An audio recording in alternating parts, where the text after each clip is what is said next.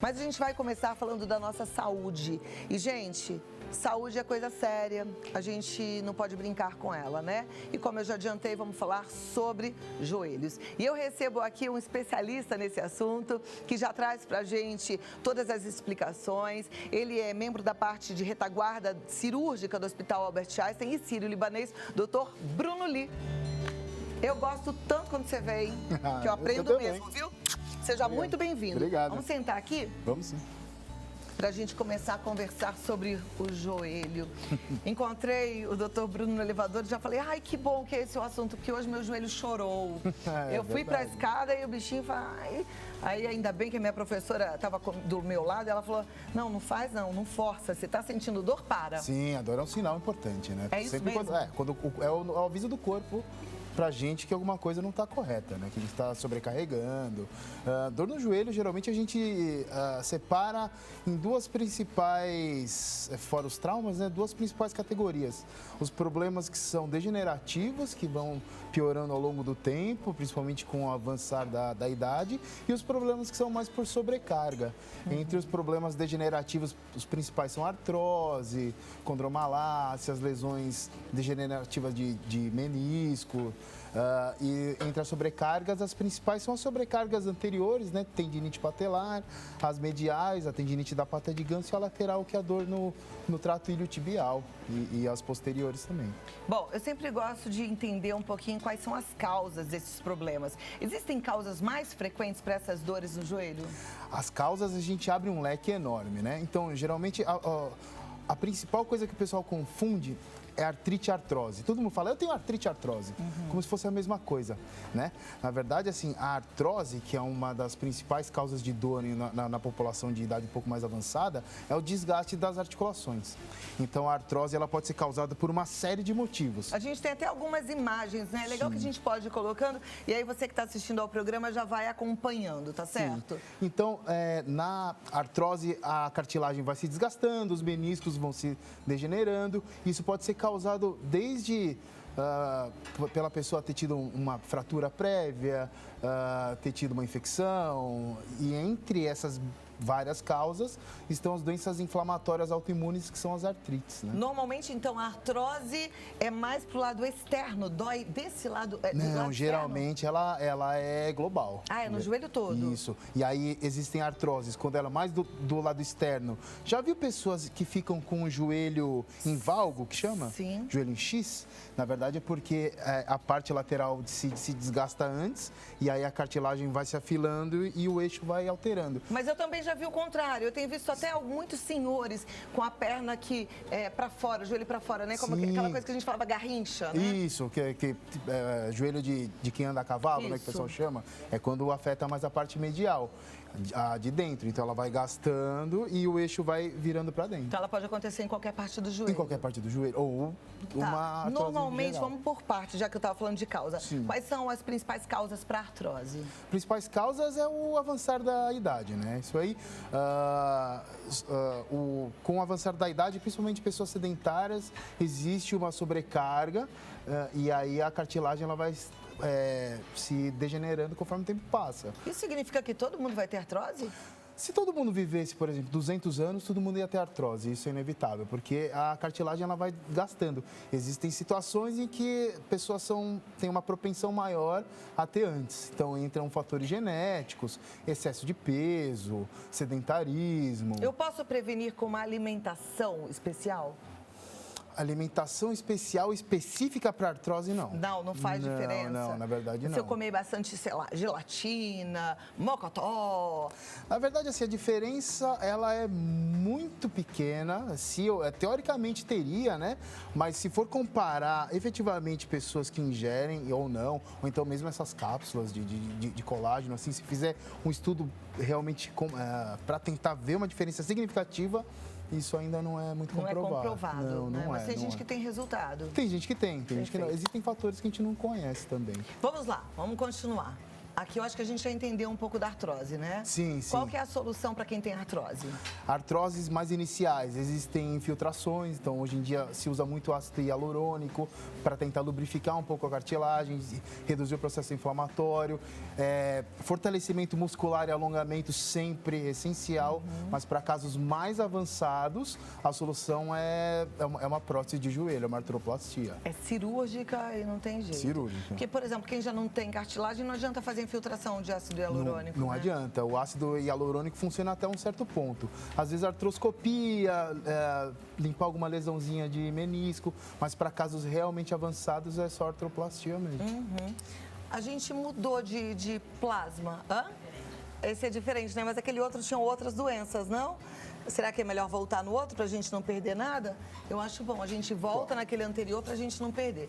Tendinite patelar. Tendinite patelar, o tendão patelar é esse tendão que une a patela, que é essa bolinha do joelho, que é como se fosse uma roldana, à tíbia. Por isso que a gente consegue esticar. Então, às vezes, ela sofre uma sobrecarga e pode ficar bem inflamada. Acontece bastante em quem faz atividade física do tipo corrida, ou que sobe e desce muita escada, às vezes, se não está muito fortalecida. E aí de forçar. É um excesso de tensão nesse tendão pequenininho aqui. Que é aqui na frente. Pequeno e espesso, né? Ok. Doença de Osgood, é isso? Osgood-Schlatter. Na verdade, Osgood-Schlatter. é uma osteocondrite. Acontece mais em jovens, né? Que é uma doença em que o tendão patelar, como o osso do jovem não é completamente calcificado, o excesso de tensão ele pode tentar forçar e inflama aqui. Tá joia. Pra lá a gente tem o cisto De Baker, que é posterior. Muitas senhoras têm, palpando aqui atrás, sente uma bola.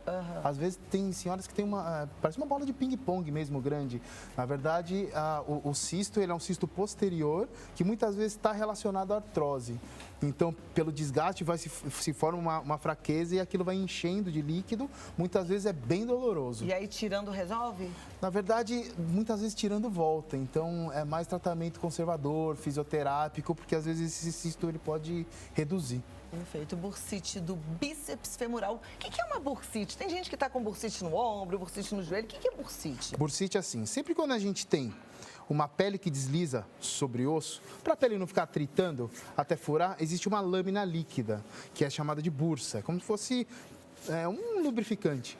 E aí, conforme isso inflama, essa bursa começa a inchar, a se ficar repleta de líquido. E aí, isso gera bastante dor. E por que acontece isso? Qual que é a causa da bursite? Sobrecarga.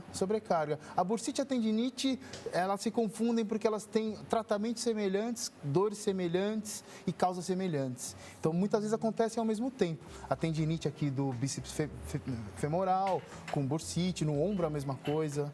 Perfeito. Vamos passar agora para a próxima tela para a gente continuar falando aí dos problemas que podem acometer o nosso joelho. Fratura do ligamento, isso aí vai ser uma fatalidade? Isso, né? Isso é um acidente, geralmente traumático, que quando ocorre não tem que fazer, é cirúrgico, né? Ruptura do menisco medial?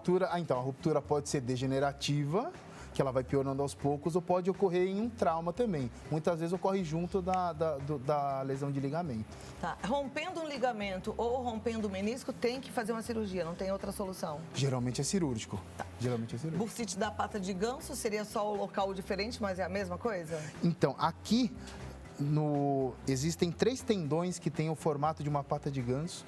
Eu, particularmente, nunca consegui enxergar essa pata de ganso, mas quem descreveu como uma pata de ganso. Então, existe uma proeminência no fêmur, principalmente quem dobra e estica muito o joelho, atividades repetitivas, ciclismo, pode sofrer uma tendinite, um processo inflamatório pelo atrito crônico. E aí isso melhora alongando e fortalecendo também. Quer dizer, é interessante a gente também prestar atenção que a gente precisa praticar exercício, né? Mas tudo com medida, tudo com dose, tudo com orientação. Porque tudo que é demais, a sobrecarga pode também ser prejudicial para a saúde, né? Pode trazer malefícios. Então a gente tem que ficar atento. Esporte de menos é ruim, esporte demais também. Pois é. Aqui então a gente viu a parte interna do joelho, agora na lateral, tendinite patelar. Isso. Tendinite patelar é o que a gente falou agora há pouco. Agora há né? pouco, mas ela pode acontecer mais na lateral, é isso? Geralmente, às vezes ela é muito, na verdade é central, né? Central, acho que é porque a imagem acabou pegando os dois lados. Lesão do trato iliotibial. O trato iliotibial é um conjunto muscular que se inicia aqui na bacia, que vai até a tíbia. Então, ele passa pelo quadril e passa pelo joelho. É muito comum em corredor. Quando se a gente pegar uma figura de um esqueleto e tirar um dos dois pés do chão, a tendência é a bacia tombar para o outro lado. Então, essa musculatura, esse conjunto lateral, ele evita isso. Então, se a musculatura não está muito fortalecida, quando a pessoa corre, a bacia tomba demais. E aí, essa musculatura fica muito tensionada, ela pode inflamar e são dores bem intensas mesmo. E aí, o colateral lateral, que é o ligamento, também geralmente são lesões traumáticas. Uma fatalidade, né? Isso. As lesões de ligamentos colaterais são mais tranquilas. Elas podem ter um tratamento mais conservador do que os ligamentos centrais, que são os cruzados. O meu marido e a minha filha, inclusive, romperam recentemente o colateral lateral e voltou sozinho. Geralmente, né? ele cicatriza melhor. Os internos, não. Perfeito. Os cruzados. Bom, eu vou fazer o seguinte, eu vou abrir para as perguntas, porque aí eu quero saber o que é que você precisa perguntar para o Dr. Bruno, qual é a sua queixa. Vou falar para os nossos convidados, vocês também, se tiverem qualquer pergunta em relação ao joelho, fiquem à vontade, tá bom? Para a gente poder destrinchar aí todo esse assunto, né? Porque eu sei que tem muita gente sofrendo com dores no joelho. É super comum. Que nem eu, que já fiz uma consulta de elevador, não foi assim? Sim, então me dá 2 minutinhos e a gente volta já Claro, para bater papo. E a turma participa, é bom? Que a gente já vai ajudando a quem está em casa. Sim. Bom, de tudo que a gente já introduziu, tem mais alguma coisa para falar? Ficou faltando alguma coisa? Acho que o joelho é um dos problemas ortopédicos mais comuns. Todo mundo vai ter um problema no joelho algum dia. E é importante sempre você não deixar passar muito tempo, não deixar a dor cronificar, sempre procurar ser atendido por um bom ortopedista para descobrir realmente. Às vezes você previne muita coisa mais grave se você começar a tratar de maneira precoce. Foi até o que eu estava falando hoje do Dr. Bruno, né? Eu falei, tô com uma dorzinha no joelho, então já vou ver, porque se a gente não trata enquanto a gente tem saúde para operar, né? Enquanto a gente chega lá na frente, talvez a gente não possa, e aí a gente perde qualidade de vida, porque o fato é que a gente vai viver mais, mas a gente tem que viver mais e preparar a velhice para viver bem, não é isso? Olha, quero também falar para você que segue a gente no Instagram, deixa eu ver para cá, que você pode deixar o seu comentário lá no Vida Melhor Oficial, que a gente também vai compartilhar aqui com todos os nossos telespectadores e convidados, tá bom? Mas eu vou começar com a turma do WhatsApp, que já temos perguntas aqui. Então, a primeira diz, boa tarde, adoro o seu programa. Cláudia, boa tarde. Ela diz, fazendo exercícios nos aparelhos ao ar livre da pracinha, senti uma fisgada da perna esquerda. Senti muitas dores, mas não fui ao médico. Com o passar do tempo, a dor sumiu, mas não consigo encostar o pé no bumbum, pois não flexiona o suficiente. O que pode ter ocorrido? Se forçar mais, dói. Isso já faz uns 9 meses. Casos específicos é um pouco difícil se definir, mas assim, se é uma pessoa que não era habituada a fazer exercício, mesmo com exercícios menos intensos, ela pode ter tido uma lesão muscular aqui do quadríceps e aquilo formou uma fibrose que ela não consegue flexionar o joelho até onde ela quer. Isso é uma suposição, né? Claro, mas tem que procurar um ortopedista. Perfeito. A Rosângela, ela é de São José do Rio Preto, ela diz, tenho condromalácia e pata de ganso. Sinto agulhadas e parece até que não tenho mais cartilagens no meu joelho. Já tenho 54 anos. Será que ainda tem remédio? Dependendo do grau, com certeza, né? Às vezes as infiltrações ajudam muito, a gente precisa verificar se ela faz o fortalecimento corretamente, se o alongamento é feito de maneira eficaz, se ela já fez fisioterapia, se a fisioterapia foi bem feita. Então, entrou uma série de fatores, mesmo medicamentosos, até procedimentos mais tranquilos, uma artroscopia, por exemplo, podem gerar muita melhora para ela. Muito bem. E é assim, Rosângela, bem específico agora para você. Está sentindo tudo isso? Está com esse desconforto? Procura um médico, ouve uma segunda opinião, porque apesar de você falar assim, já tenho 54 anos, 54 anos é uma menina. A gente vai viver pelo menos mais, 40? E eu acho que até mais do que isso. Então, se cuida enquanto há tempo, né? Com certeza. Vamos lá, próxima pergunta fala assim, olá, meu nome é Ridilene. Às vezes meu joelho trava e não consigo nem subir escadas. Já fiz vários raios-x e não tem nada. Como tenho fibromialgia, essas dores podem ser causada por elas? O joelho travar já é um sintoma um pouco mais importante, né? Às vezes a radiografia não mostra, a radiografia ela é boa para uma série de coisas, mas para partes moles, menisco, cartilagem, tendões, ela não é tão boa. O ideal é procurar fazer uma ressonância depois de consultar um médico para realmente descobrir o que está acontecendo, e um exame físico é essencial também. Só pela radiografia, assim, às vezes a gente perde muita coisa. Tá, joia. Se vocês tiverem alguma pergunta, fiquem à vontade, é só avisar a produção, tá bom? Ah, ele já tem uma pergunta. Tá com o microfone na mão? Passa só, por favor, o microfone para ele. Como é que você chama? Edson. Qual é a sua pergunta, Edson? Boa tarde. Sou Edson, de São Paulo mesmo, Zona Sul. A minha pergunta é aquela situação bem típica de quem joga bola, aquele deslocamento. Deu aquela deslocada no joelho, é muito comum isso acontecer, e depois volta para o lugar, fica tudo bem, beleza. Meu filho, inclusive, já deslocou algumas vezes e não sente mais nada, mas vez ou outra pode acontecer. Qual o cuidado, como é que funciona essa situação de deslocar o joelho? Isso acontece no ombro também, mas falando do joelho, enfim, o que a gente pode fazer nessa situação, né? Sim. Obrigada, Edson. O fato de deslocar e voltar para o lugar e parar de doer não é um sintoma tão inocente assim. Muitas vezes, a pessoa que sente isso, você e o seu filho, podem ter desde uma instabilidade na patela ou uma lesão ligamentar, que a curto prazo não tem grandes consequências, mas a longo do prazo acelera muito o processo degenerativo e artrose. Então, às vezes, por exemplo, o joelho que não tem nada, ele pode ter artrose com 80 anos e o joelho afetado, talvez com 40 anos, já esteja grave. Então, às vezes, tem que tratar o quanto antes, descobrir o que está acontecendo. Edson, bora pro ortopedista. Okay. Também ouvi a mesma, também tenho que ir. Obrigado, Vamos ver aqui, gente, a pergunta que veio do nosso Instagram, Vida Melhor Oficial. Vamos colocar aqui. Olha, a Flor de Lótus, ela diz, boa tarde. Minha mãe tem prótese em um dos joelhos há mais de 10 anos. Agora, aos 76, ela nota uma perna mais curta que a outra. Seria por conta dessa perna, com a prótese, não acompanhar o encurtamento natural da idade? Se não, o que poderia ser? O encurtamento natural da idade, muitas vezes, é o desgaste e o afilamento da cartilagem, né? Então, na verdade, o que pode ter acontecido aqui, como a prótese ela é metálica, muitas vezes o desgaste dela não acompanhou o desgaste da outra. Pelo que ela falou, eu imagino que a perna que não operada, ela se encontra mais curta, né? Então, mas assim, é complicado também. Se ela não tiver muita dor na outra, não tem por que você fazer uma artroplastia só pela diferença de comprimento. Se não tiver muita dor, às vezes só uma palmilha compensatória já vai ajudar muito. Ótima dica, uma palmilha compensatória que você vai usar no pé. Tem mais uma pergunta que veio do Instagram, vamos lá. É a Posser Eduardo. Minha esposa tem capsulite adesiva no ombro direito. O que fazer? Olha, vamos agora abrir uma exceção para falar de ombro. Nosso assunto é joelho, mas vai lá. Podemos responder a pergunta dele? A capsulite adesiva, ela é uma doença que ela tem uma evolução incomum, não é igual às outras.